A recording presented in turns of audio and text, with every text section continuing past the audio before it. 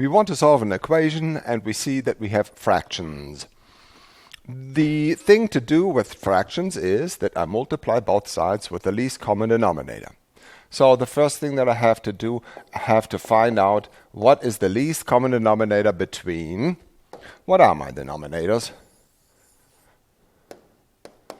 3 and 6. And the least common denominator between 3 and 6, well, that will be 6. So I'm going to take now the number 6 and I multiply the left side and the right side with 6. You may think about 6 as 6 over 1 if this helps you. So on the left side, I multiply everything by 6 over 1. That means I will multiply the first fraction by 6 over 1.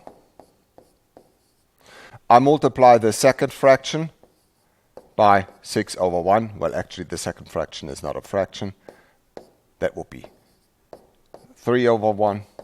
And I multiply on the right side also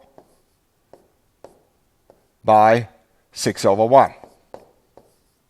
And just like in the problem before, the denominators are all going to disappear. They're all going to turn into 1. 6 divided by 3, that will be 2. 6 divided by 6, that is going to be 1. That I do not need to write down because on the bottom 1 times 1 will be 1. And now I'm rewriting my equation and I have what we called in class a one-line equation. 2 times 5x plus 6 times 3 is equal to x. Simplifying this, I'm ending up with 10x plus 18 is equal to x. Now I have two ways to solve this. I could move my x's to the left side and the constant parts to the right side, but I see that I have only one constant part to start with, and it is on the left side, so I am going to move my variable parts to the right instead. The positive 10x